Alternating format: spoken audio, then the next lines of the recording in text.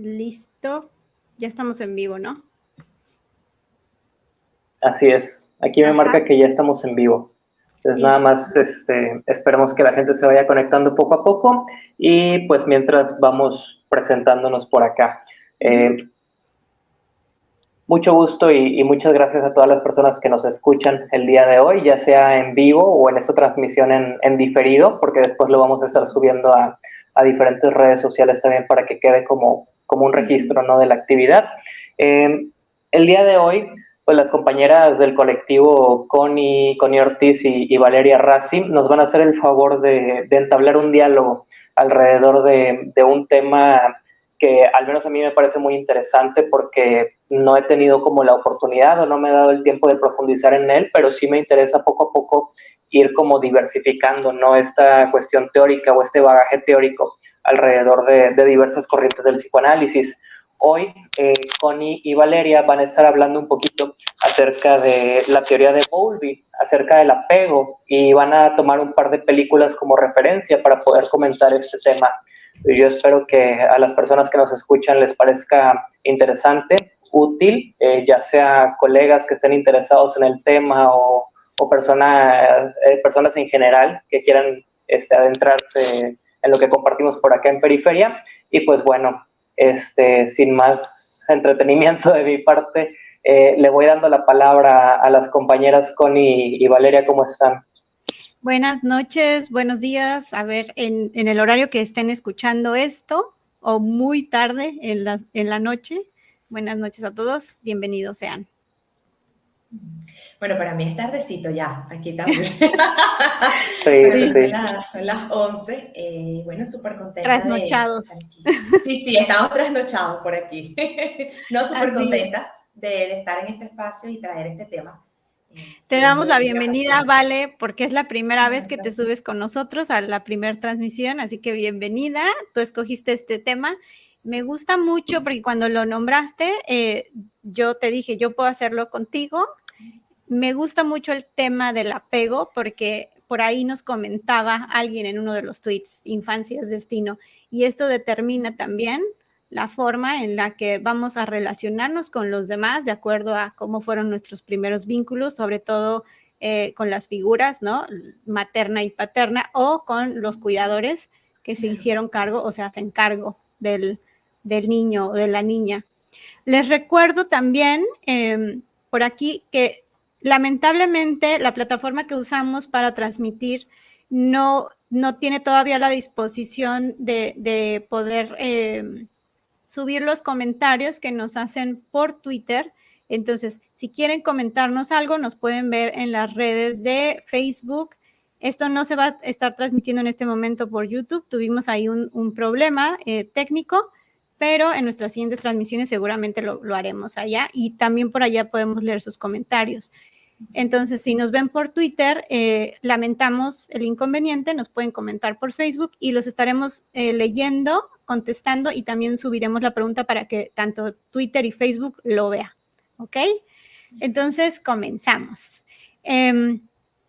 Vale, dime qué te llamó la atención de este tema porque a mí me encanta hablar de ese vínculo que se da, de esa diada que se da como cuando lo platicábamos entre la mamá y su hijo, pero en este caso hablamos del apego, algo esencial para el ser humano. Sí, bueno, la teoría del apego siempre fue de mi interés durante la universidad y los años de licenciatura, etcétera. Pero creo que el mayor interés se despertó cuando comencé el trabajo con los niños y pues trabajaba también con sus padres. Y era interesante ver cómo se repetían muchos patrones también en los niños, en la forma de relacionarse conmigo, en la manera de relacionarse con sus compañeros, con otros familiares que partían también de esos primeros vínculos, ¿no? Entonces, la teoría del apego viene como a complementar un trabajo que también ya se había iniciado quizás por otros autores, pero este vino a agregar algo en particular y en el backstage, Connie y yo hablábamos también de cómo esta teoría se alimenta, ¿sí?, de otras que ni siquiera tienen que ver directamente con la psicología o con el psicoanálisis, que es lo que nos atañe, por ejemplo, la etología. Sí, la teoría del apego se alimenta mucho también de allí. Y es interesante ver también ese curso que va tomando y que también es tomado por incluso otras corrientes, Connie, no solamente dentro de la psicología, sino también por otros espacios formativos, la sociología, la antropología. Esta teoría vino como a hacer una revolución dentro de lo que es el entendimiento del desarrollo y cómo se forjan los vínculos. Entonces creo que allí fue mi interés, es ver también cómo se representaba en muchas áreas.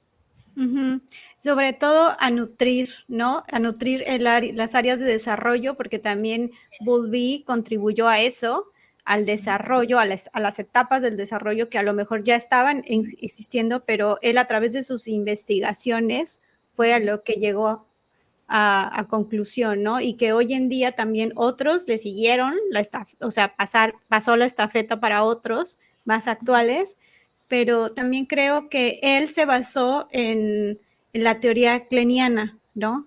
También tuvo ahí un enlace con Klein, muy importante, que también ella estudia este vínculo de la mamá y el hijo, pero Bowlby lo observó en la clínica, en los hospitales. De ahí nació, como dices tú, desde la etología también la comparación, porque él se dio cuenta, hasta donde yo sé, él se dio cuenta que no era tanto el alimento lo que unía a la madre o al cuidador con el bebé, ¿no? Así es. Eso que has dicho es buenísimo. Si no solamente era una necesidad, por ejemplo, pues de comer, por decirlo así, ¿no? Sino que el niño realmente también buscaba la aproximación, que es lo que le da esta figura de apego, que al principio tú decías algo, Connie, lo quiero rescatar porque es así. No siempre los padres van a ser las figuras de apego. O sea, muchas veces pueden ser otras personas que, digamos que hagan ese papel paternal, un tío, un abuelo, incluso una maestra, un maestro, pueden ser también las principales de alguna manera, figuras de apego, sobre todo cuando son apegos seguros. Sí, cuando los padres no están por cualquier otra razón, un nene que esté, por ejemplo, en una casa refugio, que haya perdido a sus padres por alguna razón, que haya sido adoptado por otras personas. O sea, esas figuras van a ser diferentes. Entonces creo que eso también es algo que vino a añadir Bowlby con su término de figuras de apego, ¿sí? Porque habla también de, hay otras figuras también que no necesariamente tienen que ser, me refiero como al padre o la madre biológicos en un primer momento, sino que qué pasa con esos niños cuyos padres no están. Hay otras personas que juegan ese rol. Y qué bueno también que hablamos de la teoría kleiniana porque es precisamente eso, es recordar también del punto de partida de Bowlby. Él, por su formación, pues decidió. Sí, exacto. También por otras formaciones él decidió como explorar un poco más allá de pues las relaciones objetales de Klein, pero sin duda que es el punto de partida. Sí, hay cosas que obviamente van a ser diferentes, sí, porque por eso es algo distinto. Pero es bueno recordar también como de dónde parte, también para dar dar lugar a esos autores que ya empezaban también a preguntarse esto, de qué tan importantes eran las figuras para un niño.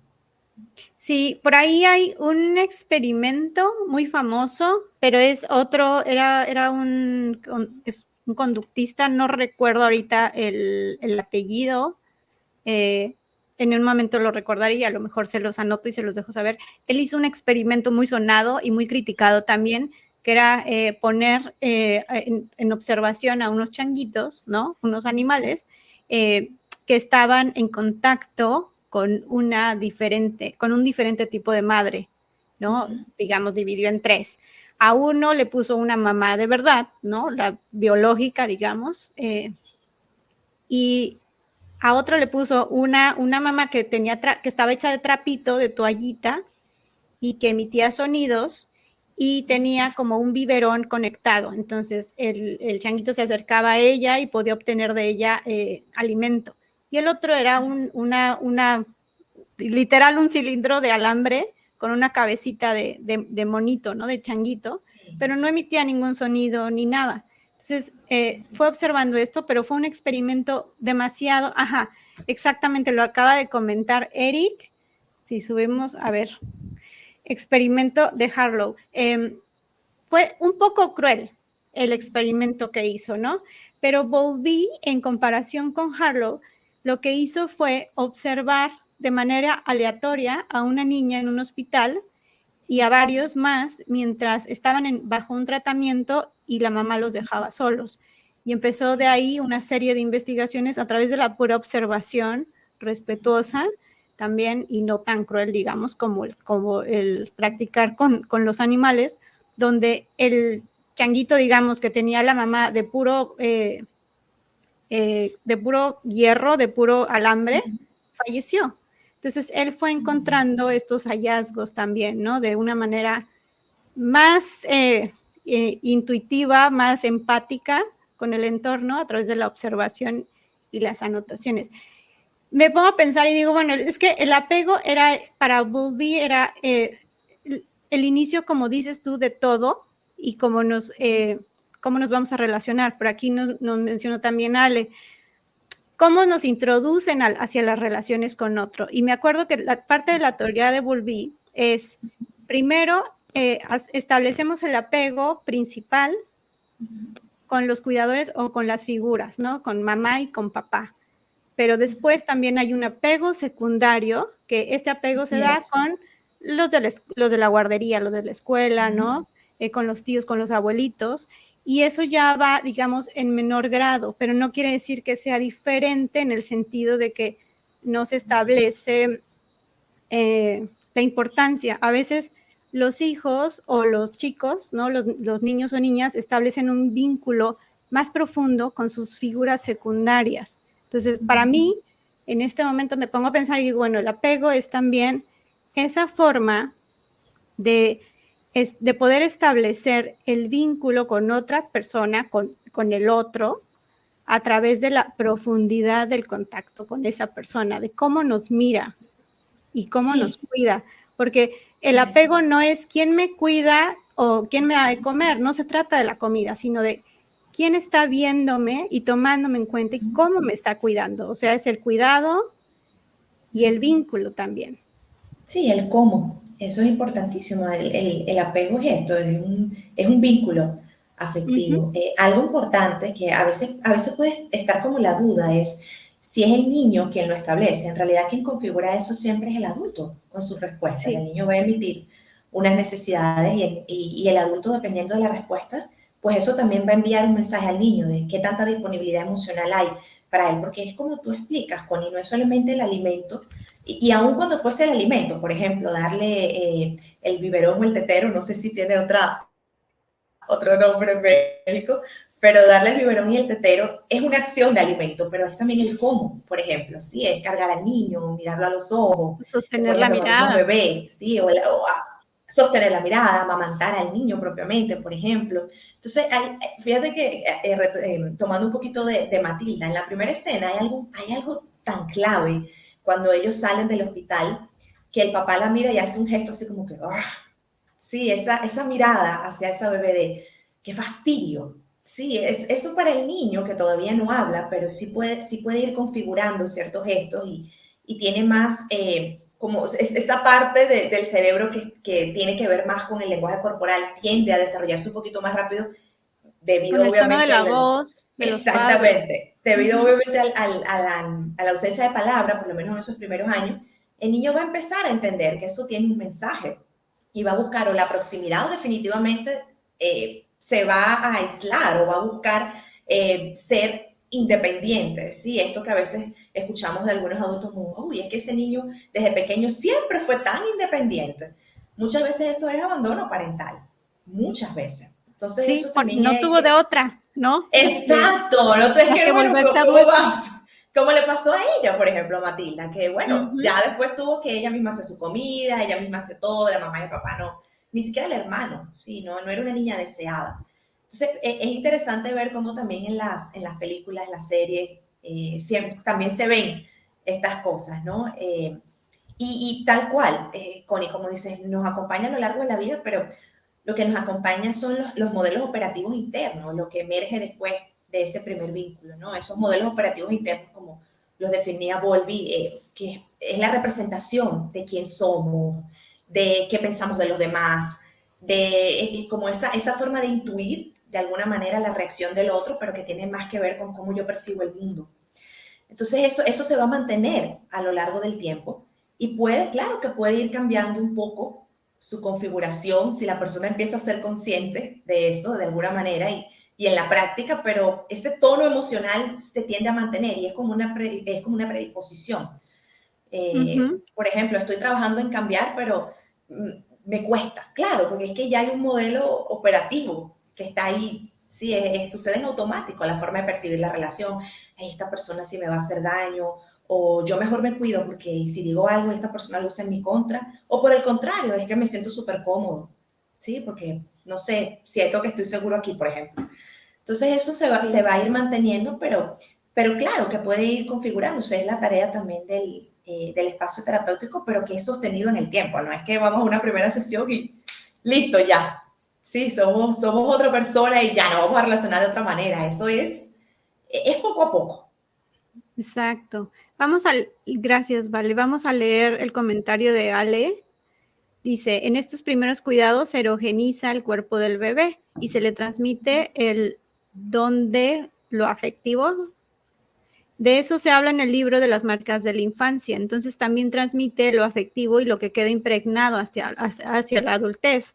O sea, es el cuidado el que aprendemos de chicos, de cómo fuimos cuidados, cómo fuimos mirados, cómo fuimos tomados en cuenta.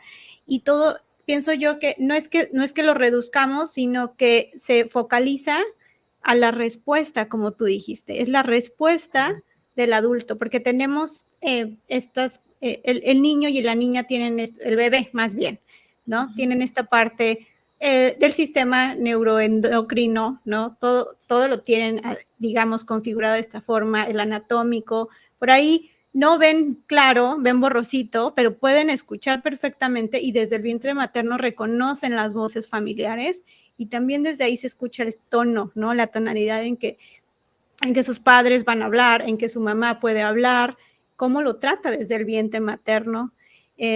También es una cuestión funcional, cómo responden a ese tono, a esos cuidados. Y como decías tú, a veces pues pueden darle ese cuidado, pero cuando quieren hacer la conexión, no hay conexión, como el ejemplo de la película, ¿no? De que hizo así como que, ¿qué es eso? Pues es tu hija, pero ajá, pero yo siempre digo, parece que no se dan cuenta, los bebés o los niños, podrías llegar a pensar que no se dan cuenta, no lo entenderán, pero sí lo sienten. Y sienten la tonalidad en cómo le hablas, en cómo te diriges hacia ellos. Recuerdo yo en las clases de la licenciatura que nos decían, no es tanto, a lo mejor es un poco freudiano esto del el hecho de la relación con el pecho, también kleniano, ¿no? Con el alimento, con el placer y el displacer, pero Bowlby encontró que es la relación de esa manifestación de una necesidad y la respuesta del adulto. Es lo que determina el tipo de apego y la respuesta del niño cuando su madre se va o su cuidador se va y regresa. Ahí es donde establece esos estilos, ¿no? Que muchísimos psicólogos sabemos que mucha gente ahora está al alcance porque yo veo que se reparten por ahí sí, panfletos, ¿no? Sí, es así. Tengo este estilo de apego. Y que se determina. Sí, qué bueno que lo traes porque creo que se ha convertido de alguna manera como una información de bolsillo. Y al mismo tiempo, por ejemplo, me causa como un poco de rechazo eso porque digo, es que esto es más profundo de lo que parece, ¿sí? No es como, tengo estilo de apego evitativo. Creo que a veces también es como la etiqueta tiende mucho a condicionar también la forma en que nos estamos vinculando, sin la oportunidad de ver, ¿sí? ¿Qué pasó? Fíjate que aunque se establecieron estos estilos, siempre se insistía también en el patrón de apego sin hacer siempre mención del estilo, o sea, porque sí hay una predisposición, pero puede ser que con una persona haya otro estilo de respuesta, porque esta persona nos da otra cosa. Sí, entonces hay también que ir como poniendo esos matices porque creo que eso pasa por ejemplo, bueno, es que, no sé, yo vi en internet que tengo un estilo de apego desorganizado. Sí, entonces tengo la oportunidad quizás de actuar diferente en un espacio, estoy siendo consciente de eso y decido que no. Sí, De no porque no, engancharme, ¿no? exacto, esto no soy yo. Entonces creo que esa sobre exposición a la información muchas veces también hace daño, porque es no entender cómo se configuró eso y qué pasaba también, ¿sí? Cuando O eras no pequeño. escarbar en esa Exacto. carnita y decir, ¿por qué interpreto el amor y la atención de los demás de esta forma? ¿No? Por ejemplo, en Claro, el sí. experimento, haciendo un comentario breve para que prosigas, Sí. él volví y su aprendiz, Robertson, me parece, no recuerdo bien su nombre, pero el apellido era así, observaban qué hacía el bebé cuando regresaba la mamá. Entonces así determinaban, bueno, un bebé se ponía muy alegre, otro se volteaba enojado, ofendido, ¿no? Indignado de que había vuelto la mamá y lo había dejado solo. Y parte del apego desorganizado es, regresas, me enojo más y encima no te hago caso, ¿no? Entonces, pero es Sí. digamos, me disocio de todo lo que estoy haciendo porque no puedo con esto. Y se transforman en adultos que sienten mucho digamos, desaparecer, el que se vaya alguien o amenace con irse, que pierden el Sí. control y los hace desestructurarse. Ujú. Fíjate que este estilo de apego, el desorganizado, muchas veces parece eh, como confundirse un poco con el que han definido como ansioso. Y ahí es Uh cuando -huh. yo comento que a veces los estilos de apego son muy útiles como para, porque creo que también Mary Ainsworth, tú corrígeme la pronunciación, Connie, cualquier cosa, creo que No, también estás bien. intentó, como muchos otros que estaban haciendo sus teorías, sistematizar ciertas informaciones, como que esto corresponde al ansioso, esto, pero también podemos ver mucho de eso en el desorganizado. Es desorganizado porque el niño no puede organizar la información en su psique de qué está pasando, sobre todo porque son niños que a veces están muy expuestos a la violencia o a una negligencia extrema, Es sí, eso, a la ese, negligencia, que son exacto, a ese constantemente trauma. abandonados. Así es, ese trauma acumulativo. Se acumula porque se acumulan esos actos de negligencia todo el tiempo, sí, como momento a momento. Entonces el niño no sabe cómo actuar y es también lo que impide como el entender cómo el otro va a reaccionar fuera del vínculo con esa persona. Entonces Uh pueden -huh. estar a la defensiva, pueden estar como atacar antes para que no los ataquen, por ejemplo, o lo que tú decías, Connie, de temer siempre que el otro se vaya, porque no hay una claridad, está como empañado. Sí, esos lentes con que ve el mundo están empañados de toda esa experiencia que fue muy traumática o que dejó su huella, que no necesariamente digamos, bueno, no necesariamente es traumático, que puede pasar, pero hay veces que, bueno, que los vínculos no llegan a esto, pero sí evidentemente dejan una huella. Entonces yo entiendo el mundo desde esos lentes y aunque el otro tenga otra intención, yo voy a pensar otra cosa. Uh -huh.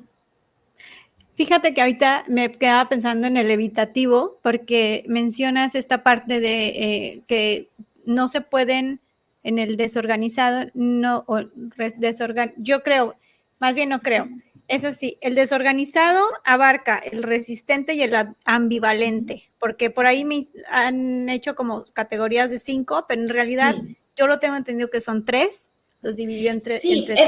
en realidad se han dividido, exacto. Inicialmente eran 3, después evolucionaron a 4, por esto de que yo siempre pienso que intentaron como sistematizar. Separarlos también, un poquito Sí, más pero clasificar. fíjate que a mí me gusta, antes de que sigas, Connie, para dejarte no cortarte la idea, que a mí yo Dale, siempre lo dale. englobo en seguro e inseguro. Para mí esos son como las grandes categorías Ok, porque está bien, ajá. dentro del inseguro se comparten muchas cosas. Sí, entonces es como, a veces puede ser como un poco difícil, aunque hay cierta tendencia a lo que han definido los autores, pero al final es vincularse desde la inseguridad, sí, desde de la inseguridad que provoca el vínculo también. Sí, o sea, gracias, qué amable.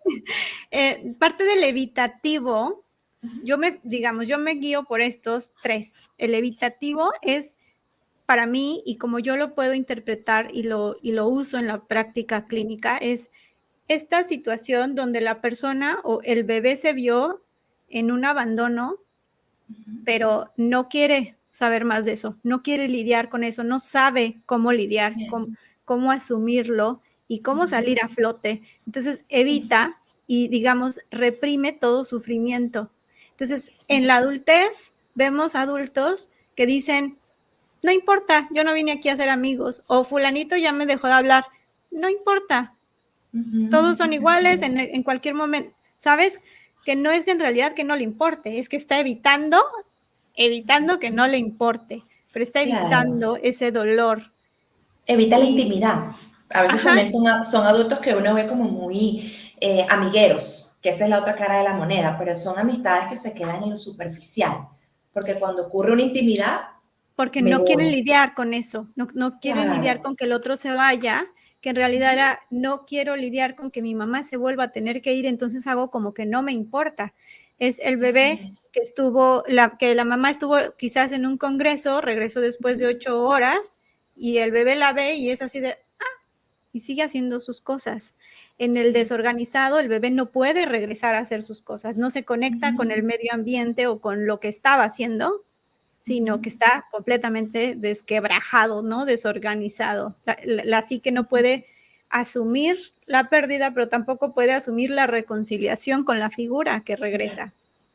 Así es, que esa es como una de las ventajas, y lo pongo entre comillas, de estos dos estilos más evitativos y ambivalentes, que ellos encuentran de alguna manera como ciertos mecanismos de control, sí, para lidiar con eso. Estos chicos que evitan, porque inicialmente los padres los evitan a ellos.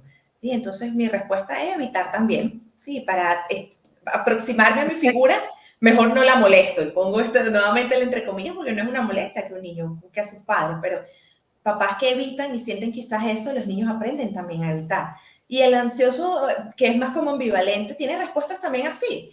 Puede explotar para que mamá o papá me vean y de ¿Por qué pronto te después entonces, fuiste y no me lo sí, vuelvas a hacer? peleo y después te quito el habla y entonces como toda una ambivalencia porque los papás inicialmente son así, que era lo que decíamos al principio, de que el adulto es el que configura, porque son respuestas que vienen de ahí, de esa vinculación. Fíjate que eso que tú comentabas, Connie, del no querer estar cerca, es también porque muchas veces no saben, ellos no saben lo que sienten. Muchas personas que se mueven desde la evitación ni siquiera son conscientes de qué están sintiendo. Uno le habla de emociones y es como, ¿qué es eso?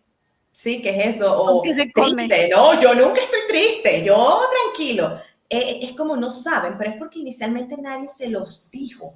No hubo Hay esa, una planez, ¿no? De emociones. exactamente, no hubo esa traducción, que es lo que se espera en el apego seguro, ay, por ejemplo, un nene que está llorando, etcétera, ay, sí, hijo, te sientes triste, yo sé que no te gustó eso, esa es esa traducción, es como masticarle la comida al niño y devolvérsela, ¿no? Que no ocurre en el evitativo porque los papás evitan.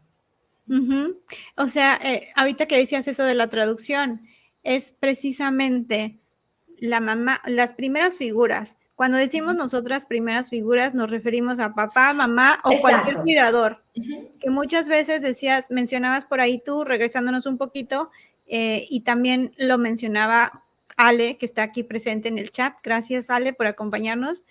Estas figuras de rescate. A veces las primeras figuras no son lo suficientemente fuertes, ¿no? Como para impregnar o para solidificar ese vínculo, ese apego con el niño, pero están las figuras de rescate que son parte de los apegos secundarios que el niño puede formar con otros.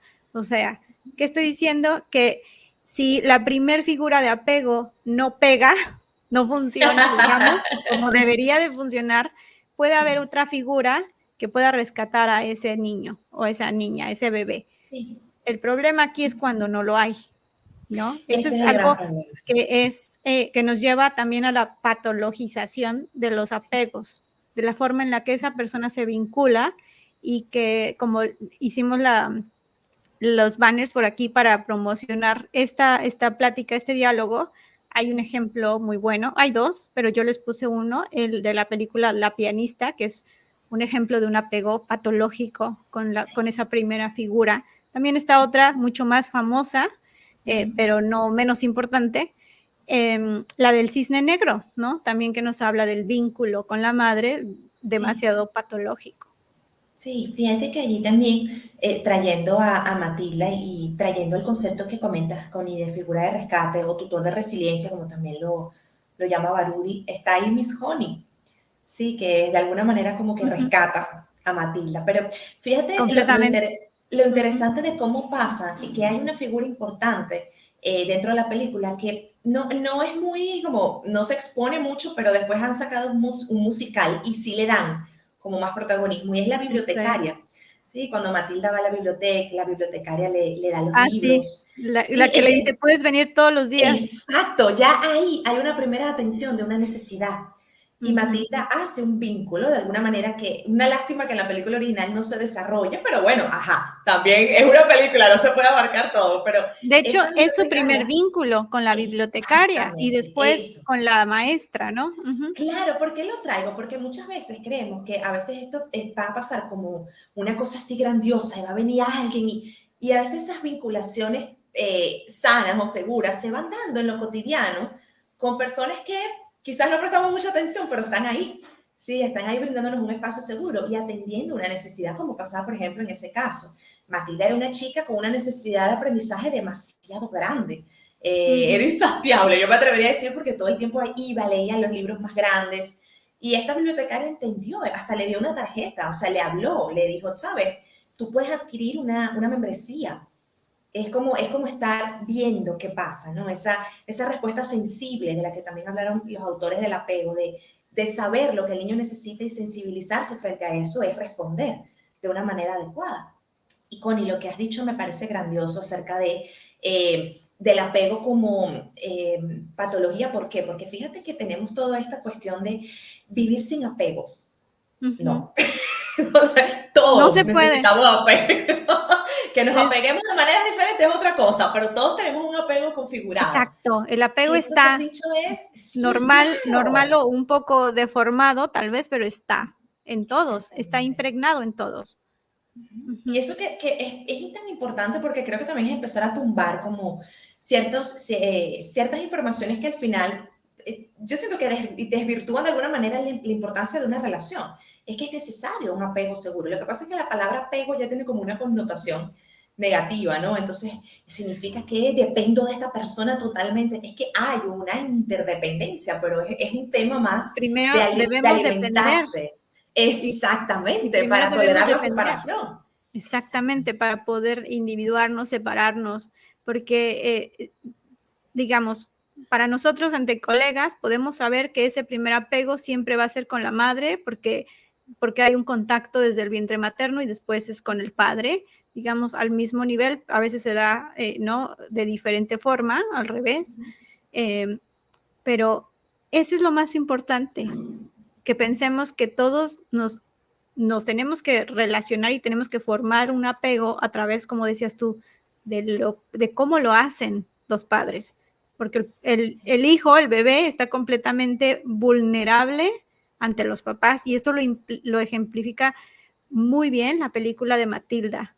Tanto que yo te mencionaba cuando estábamos hablando y planificando este programa para ustedes, yo le dije, me voy a tener que ver otra vez Matilda porque la vi cuando yo estaba muy chavita y cuando la veo le escribo a Valeria y le digo, esto está fuertísimo, o sea, es triste, ¿no?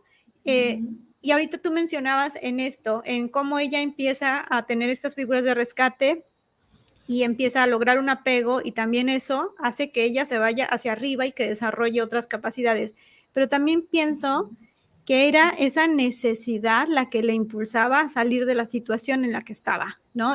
Sáquenme de aquí porque estos seres humanos espantosamente la trataban, ¿no? O sea, incluso el hermano, que también por Sí. ahí volví a hacer una observación de que dice, por ejemplo, algo bien interesante, fíjate, no sé si lo sabías o si alguien que nos está viendo sabe este dato, pero volví observó que los que son gemelos o trillizos, ¿no? En el vientre materno establecen el apego primero con el hermano, Ay, antes qué que con lindo, la no figura. sabía, qué bello. Forman ese apego con su hermano, con quien compartieron el vientre, antes que con la misma madre. Entonces, por eso hay esta relación como que a veces incluso se maneja o se habla de ella como mística y más allá de lo sanguíneo con el relativo, ¿no? Con el hermano, con el que se compartió el vínculo en el vientre. Claro, porque se compartía el mismo espacio. Sí, escuchándote, siento que evidentemente tiene todo el sentido. Ellos Había compartían contacto. claro, había contacto, compartían el mismo espacio y vivían la misma experiencia de paso. Sí, estar Exactamente. flotando en el líquido amniótico, recibir el alimento. Se También por eso esto escuchaban. se escuchaban. Esto que tú comentabas al principio, Connie, también es muy relevante de cómo ese vínculo empieza también desde, yo creo que incluso desde el momento en que hay la noticia del embarazo, ¿sí? Cómo lo toma la persona, los cuidados que se da también a sí misma, si después, por ejemplo, sufre de depresión postparto, cómo va a afectar también eso el vínculo. Hay muchas cosas que pasan durante el embarazo y el puerperio y Connie, que es madre, estas cosas sabrá contarnos mucho mejor, pero sin duda que desde el embarazo empieza. Sí, Sí, cómo me imagino al niño, pienso que pasan esas cosas también. es como un lenguaje, ¿no? Exacto. Se va construyendo entre el bebé y la madre, y que sí, lo hablamos un poquito, lo recuerdo, que desde que se entera la pareja que van a ser papás, ya están también formando el vínculo con la pancita, con el vientre, aunque sepan que el bebé que viene es muy pequeño, pero ya empieza a ver el cambio psíquico y también fisiológico en el cuerpo de la madre, ¿no? Esas clases de neuropsicología nos los explicaban muy bien. Los cambios químicos también surgen de esa transformación de las emociones de la madre que la transmite al vientre. Entonces, es bien importante que todos se pongan a hacer un poquito de introspección, ¿no? No tanto a leer, a ver con cuál hago más check, sino cómo es que yo me relacionaba con mis padres y cómo, sobre todo, una clave, por ejemplo, es cómo reaccionaba yo cuando mi mamá no estaba o cuando la dejaba de ver, ¿no? Algunos quizás tienen la oportunidad de preguntarle en estos tiempos, ¿no? A su mamá, algunos otros quizás ya no, pero a lo mejor haciendo esa recapitulación podemos llegar al por qué me relaciono de esta manera y por qué entiendo la actitud de los demás también de esta manera. Cuando amenazan con irse y con decir amenazan con irse, no es te voy a dejar, sino cuando a la menor provocación o incluso hasta a veces frases, ¿sabes? O en el chat, me pasa mucho a mí que en la clínica, ¿no? Me encuentro luego a personas que trabajan junto conmigo, que trabajamos juntos, que me dicen, bueno, es que me escribió esto en el chat y yo estoy pensando, lo que estoy pensando es que ya no quiere nada conmigo o que mi matrimonio va a llegar a un divorcio, ¿no? Porque, ¿qué pasó? Entonces, cuando empiezas a explorar, se trata más bien de un miedo interno que tiene que ver con el estilo de apego, con la forma de vincularse de esta persona que lo está exponiendo, Sí. de ese miedo y esa angustia a que el otro me deje y que no vuelva, y cómo lo integran, ¿no? Cómo lo van desenvolviendo, regresará o no regresará, y hay quienes tienen tanto miedo que se vaya a que no lo van a dejar ir, o Claro. quienes los empujan a que se vayan esperando que no se vayan, Sí, ¿no? así es que justamente lo que conversábamos antes acerca de los modelos operativos internos, que es lo que planteó Volvi también, y que es un punto de unión también con el psicoanálisis. ¿En qué sentido? En que se mantienen de alguna manera inconscientes. O sea, no hay forma de saber como a ciencia cierta eso sin que un otro también te lo diga. Las relaciones también nos van mostrando mucho de quién somos. De hecho, es el lugar, ¿sí?, donde descubrimos mucho de nosotros. Y esto que nos comenta Connie de, bueno, ponernos a reflexionar y escucharnos aquí también es eso, ir viendo, wow, yo me vinculaba de esta manera, o de pronto cuando yo hacía esto, no sé, mis padres respondían de esta forma, que hay muchas cosas que no se recordarán.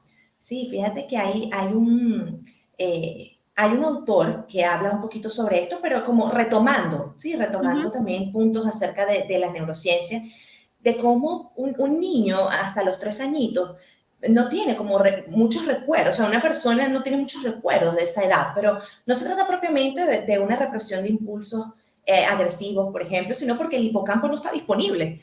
Entonces el Exacto, niño no sí. va a recordar eso, pero como sí hay experiencia y hay respuestas emocionales, eso igual se va a inscribir en los circuitos neuronales y por eso no se pierde, por eso ese tono emocional, que era lo que decía antes, se queda. Sí, esa forma Nada de se olvida. responder. Exactamente, todo está ahí y que es el reto precisamente de la terapia.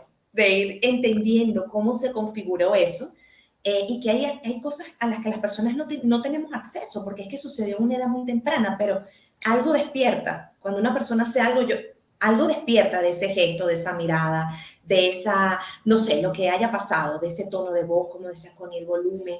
Hay algo, sí, que con lo que conecto.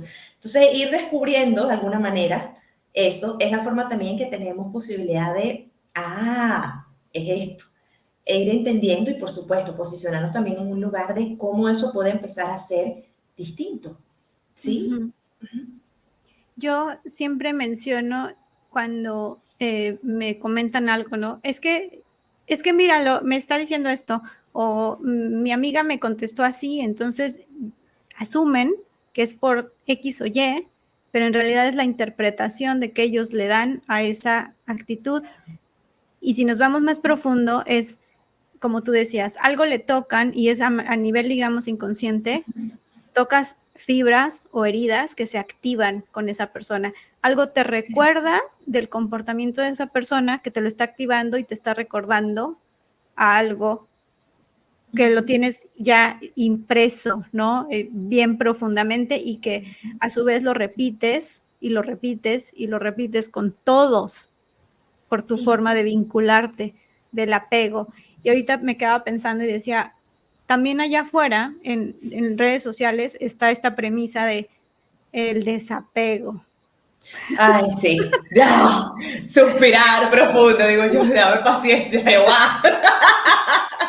Es increíble, bendito Dios, de verdad. O sea, es una dicen, cosa... aprende a desapegarte. ¿Pero por qué a desapegarte? Mejor aprende cómo te apegaste. Exacto. A Y esas apegarte figuras. de una manera segura. Exacto, claro, porque yo entiendo desde el lugar que lo dicen, no voy a ser injusta, voy a jugar al abogado del diablo. Yo Dale entiendo chance. de donde lo dicen. Así de, bueno, está bien, pero porque yo sé que hay un tema con la palabra apego, Connie, ¿sabes? Eso genera rechazo en la gente, como, No es yo no casualidad, voy... Sí, ¿sabes? Hay mucha exacto, no es resistencia. casualidad. No es casualidad, tienes toda la razón. Y cuando pasan estas cosas y la gente, sí, quiero hacerlo, y muchas personas, oye, se forzan. O sea, hay gente de verdad intentando esto de nada me importe, no responder. Llegan como, me da risa porque llegan como a una parte evitativa también y provoca decirle, ¿sabes que te estás moviendo desde un apego evitativo? Y pueden girar en una perspectiva Sí, muy disfuncional también, en tratar de resolver ese apego desapegándose, cuando en realidad deben de solucionar, digamos, esa inquietud, entendiendo cómo se apegan, cómo se vinculan con los demás. Entonces sí, hay apegos que pueden ser negativos, que pueden ser perversos, que pueden ser disfuncionales, pero no está la clave, yo creo, en el desapego, como dice la psicología pop, ¿no? Eso es la psicología pop. Y Connie, ¿qué era lo que pasaba, por ejemplo, en el caso de la pianista? El apego que había entre la mamá y ella. Era una cosa muy, o sea, era una cosa perversa. Y Connie y yo lo hablábamos también de, parecía también como una especie de ir regulándose o ir pasándose la pelota de entre la persona sumisa y la persona dominante, al punto en que eventualmente ella extiende esto fuera de la relación y ella pasa a tomar también como ese lugar más sumiso, ¿no? Entonces Se también, traspola, ¿no? Esa claro, relación hacia se afuera. traspola tal cual y que evidentemente ella no era consciente de eso, que es una película, pero en la película tampoco se vio como ese desarrollo en donde ella dice, sí, esto pasa, o sea, incluso al terminar, la forma en que termina. Entonces creo que eso también es importante ir viendo, ¿sí? Cómo pasó todo esto con esas primeras figuras de apego, que no todo el mundo está dispuesto, es una realidad. ¿Sí? No todo el mundo quiere saber eso, no todo el mundo quiere entender, pero igual nos vamos a seguir vinculando así, ¿sí? Entonces, ser consciente de esas cosas lo que nos permite es también ir tomando decisiones conscientes en relación a eso, ¿no? ¿Qué es lo que se espera, la invitación? ¿Sí? Tomando decisiones un poco más conscientes para lograr relaciones más funcionales. Y creemos fielmente que no hay camino más acertado para ese descubrir y ese autoconocimiento que la terapia o el análisis. Sí. De verdad, sinceramente. ¿Quieres leer el comentario que nos escribe Diomedes? Que sí. me parece que es Diego. Vale, dice reconoce. Sí, yo vi la foto y yo, ese no es Diego. Bueno, reconocer las necesidades y la dependencia siempre ha sido un punto sensible para muchos. El apego remite a esto mismo. Suele entenderse como debilidad, tal cual, cuando en realidad es parte de la condición humana. Sí, esa palabra genera mucho rechazo, dependencia, necesidades. Qué importante también que la traigas, la palabra esa, de necesidades. Nadie quiere necesitar, pero todos necesitamos. Entonces creo que reconocer eso es también el cable a tierra, Connie, de reconocer también la propia vinculación, es darse cuenta de qué estamos necesitando o qué necesitamos en un momento y no fue dado. ¿Sí? Y no para quedarnos en que las peores personas del mundo, hasta esa parte es válida, pero el punto es entender qué está pasando ahora también en nuestro presente. ¿Y cómo se vive del bebé al niño que crece, al adolescente y después al adulto? Porque como mencionas ahorita, hay unos que se quedan con eso, con ese dolor. Y Bowlby lo decía, o sea, las deficiencias en los cuidados que tiene ese bebé o ese niño se transmiten en un adulto con rencor, con dolor y que asume en muchas ocasiones desde niño, esto es más particular, digamos, en los niños, en las infancias, que asumen que el modo en el que se les trata es su culpa, cuando no tienen absolutamente ni culpa ni responsabilidad de que se les cuide de esa manera, ¿no? Es parte de una negligencia e incluso de un maltrato, pero crecen y se moldean, digamos, un poco conductual, ¿no? Un término un poco conductual, se moldean de esa manera. Y eso determina, diría Freud, determina la vida en el futuro, ¿no? El adulto que vas a ser. Y yo creo que de ahí vienen también muchas resistencias. Sí, Connie, totalmente. Y que el punto también es esto, es cómo se mantiene en un espacio inconsciente. Sí, que es donde también nos aceptamos, es cómo se mantiene todo esto en un espacio inconsciente. Pero cómo sigue operando igual. Sí, y creo que es importante verlo, no porque esté inconsciente significa que no actúa, al contrario, sí, sucede en automático. Entonces, eso es importantísimo también. Y fíjate que es tanto así que conversábamos también acerca de parte de lo que creemos que pudo haber inspirado a Bowlby también. Sí, nosotras aquí sin haber hablado nunca con él, pero cuando conocimos su historia, creando la teoría. Claro que esto tiene todo el sentido del mundo. Sí, un chico en aquel momento de clase alta que, bueno, estaba determinado, que tenía sus niñeras. Y fíjate cómo la niñera se va, que me pareció un punto muy importante leyendo un poquito sobre la historia, la niñera se va y él sufre eso demasiado, es que esa era su figura principal de apego seguro, por lo menos. Sí, quizás tenía otro estilo con la mamá, pero con la niñera era su figura principal. Entonces ella se va y él se queda así como, me imagino un niño de 4 años lo que sentirá en ese momento, ¿sí? Esa sensación de abandono. Aunque, bueno, no sabemos las razones por las que se fue, pero la sensación de abandono queda. Y después es enviado como a a un internado es una historia que da mucho sentido.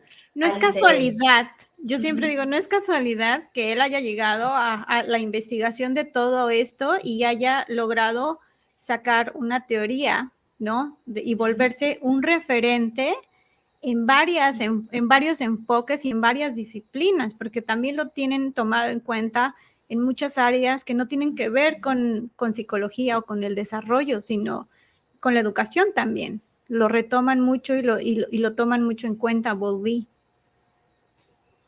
Sí. Connie, disculpa, por un momento vi que la pantalla se puso en negro, pero ¿tú me ves? Yo sí te veo. No sé si los demás nos puedan decir si nos siguen viendo bien. Ok.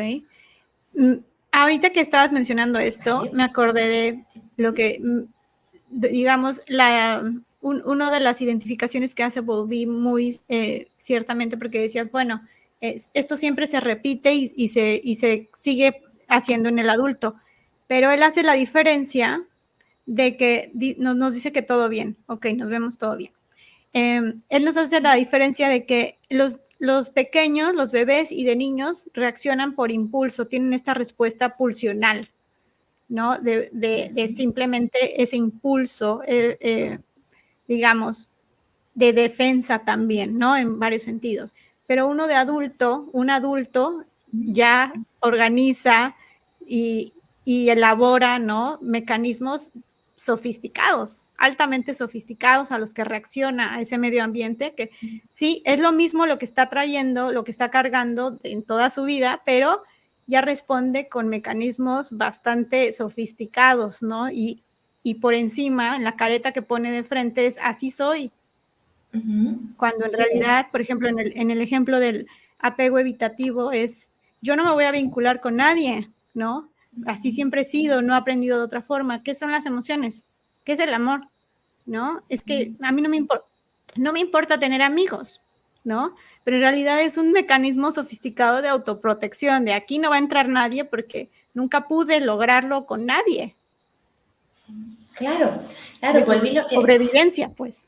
Volví lo que viene a desarrollar mucho más y que es por eso también es como una especie de, muchos autores lo definen como una especie de revolución dentro del psicoanálisis, es la extensión que él hizo acerca también de las figuras que estaban fuera, que ya otros autores venían haciendo el trabajo, pero de alguna manera también se remitía mucho a la vida interna.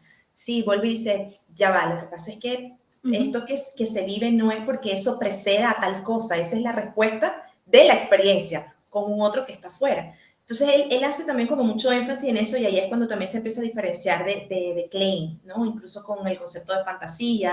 No es que él lo deja de usar, pero tiene otra definición y es esta. No es que precede a la acción, sino que es la respuesta. O de la hostilidad en el vínculo, el ataque al vínculo. Exacto. Eso hace la diferenciación muy marcada. Exacto. Él hace como esa diferencia para intentar seguir rescatando, ¿no?, el entorno y que después también... es base también de lo que ahora se conoce como el psicoanálisis relacional, que otros autores empiezan a desarrollar, pero ya va, no solamente hay una figura, también es que hay una matriz social, por ejemplo. Hay una cultura que también sostiene los vínculos y que muchas veces nos dicta cómo nos vinculamos. ¿Sí?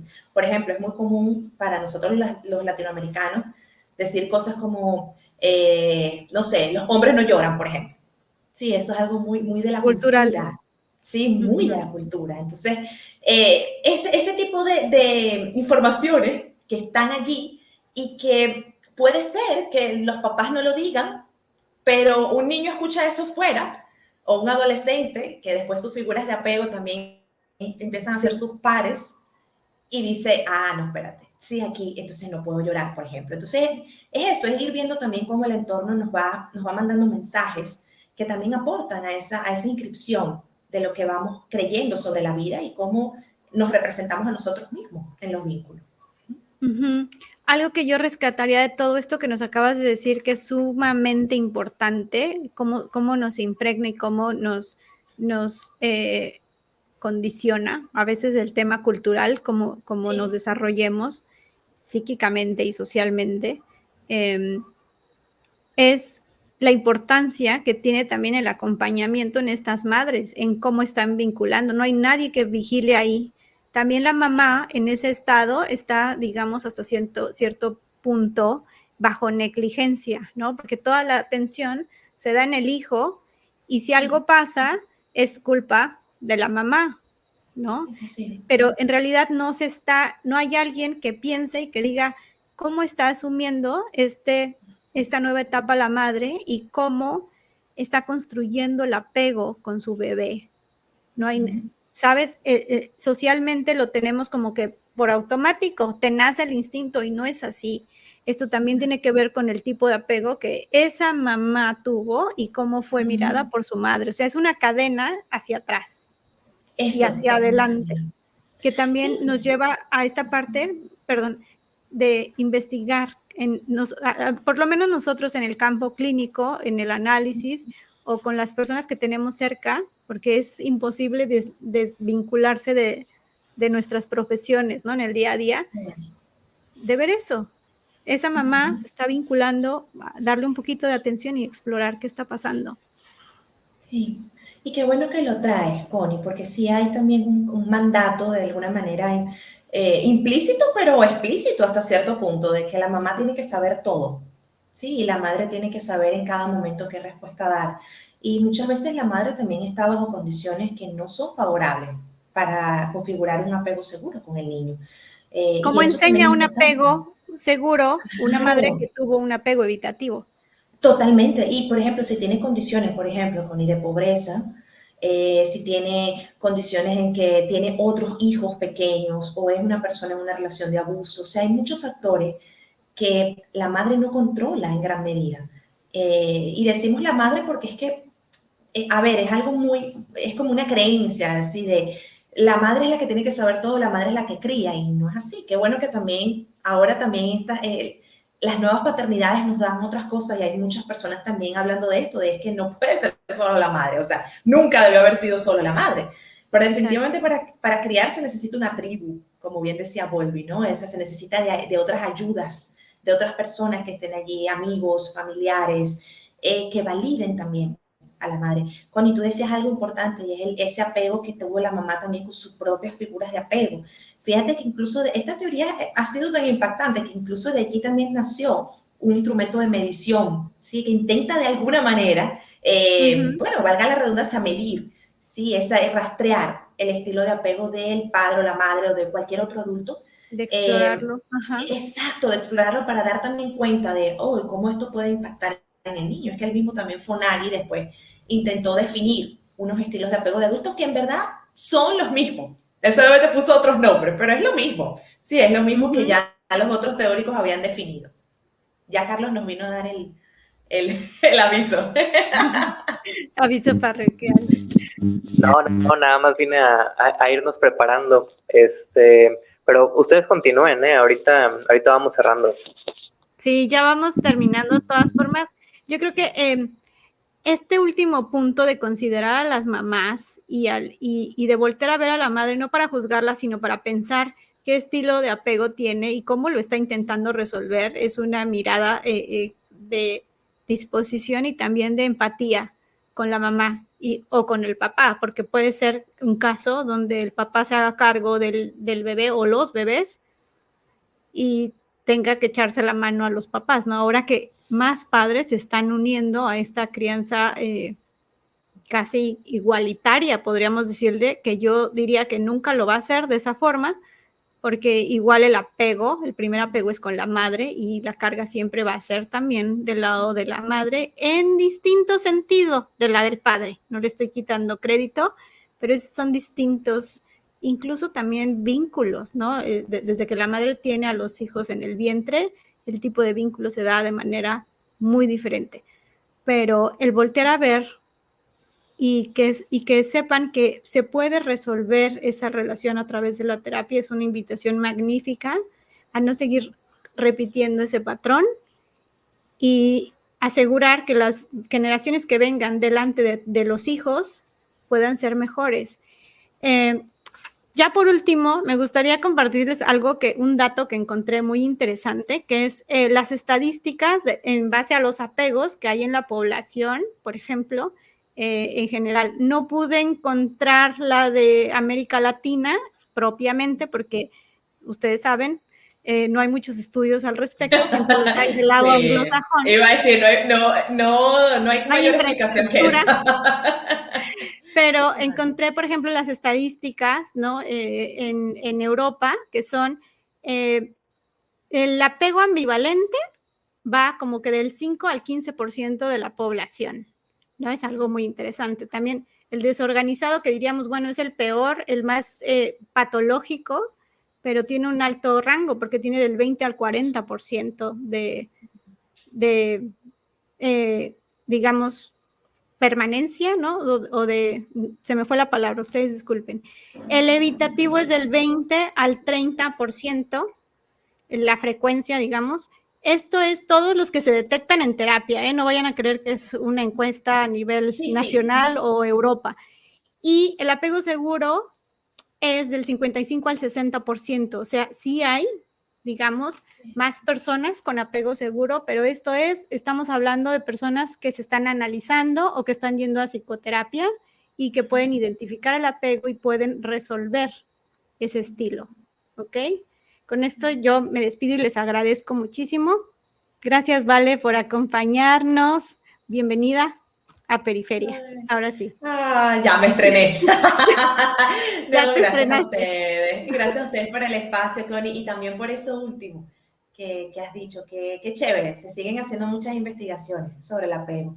Y bueno, súper feliz que sea el primero de muchos encuentros. Sentí Así que el tiempo será. se fue rápido. Así que gracias. Así será. Carlos. Excelente, chicas. Muchísimas gracias a las dos. Realmente creo que fue una conversación interesante y útil y necesaria por lo que mencionaban hace rato respecto a cómo lamentablemente esta idea del apego está muy, muy banalizada en la manera como se trata en redes sociales. Lamentablemente a veces se tiene una idea muy, muy negativa, como decían, se busca creer que lo mejor es desapegarse cuando realmente vemos que no, o sea, el ser humano es falta. Yo creo que el psicoanálisis nos lo deja latente, ajá, o sea, lo revela a cada instante, y esta idea del apego de Bowlby me parece que lo trabaja bastante, esta parte de cómo el ser humano necesita de otro, necesita de una tribu, como decía Neria, necesita de una red que lo reciba, que lo acoja, y pues bueno, me parece que hoy se realizó un esfuerzo por recuperar como estas nociones o devolverle un poquito de su utilidad clínica, de su valor, de su relevancia, y pues no me queda nada más que agradecerles a ustedes por la labor que hicieron el día de hoy, y pues agradecer también a las personas que nos escucharon, que nos acompañaron hasta el final o que nos escuchan también en diferido. Y pues bueno, ya saben que por acá estamos cada 15 días haciendo en vivos por parte del colectivo de Periferia, y de igual manera continuamos con otras actividades en redes sociales. Dentro de estas otras actividades también queríamos ir anunciando que vamos a empezar a realizar canalizaciones terapéuticas hacia los mismos compañeros que forman parte del colectivo. Entonces, si alguien se ha interesado por la perspectiva de alguno de los compañeros que comparten acá con nosotros, si les ha parecido relevante, interesante algo de lo que se ha compartido, si empatizan o simpatizan con la perspectiva que tenemos, pues bueno, nos pueden contactar por las redes de Periferia y los estaremos apoyando para realizar como una derivación clínica o para brindarles la orientación o el apoyo que puedan llegar a necesitar. Es parte de la labor que estamos emprendiendo por acá en el colectivo, y pues bueno, es un trabajo de todos y para todos, pensando en el público y la gente que nos escucha. Es una labor constante de generar espacios, de generar diálogo, de recuperar un poquito del terreno que se ha banalizado, que se ha perdido a veces quizás en redes sociales, y pues bueno, seguimos comprometidos con este trabajo por acá. Entonces, muchísimas gracias, chicas, nuevamente. De mi parte es todo, y pues por acá seguiremos. Ok, buenas noches a todos, gracias por acompañarnos, nos vemos pronto en 15 días. Hasta la próxima, nos vemos en 15 días, cuídense mucho. Adiós.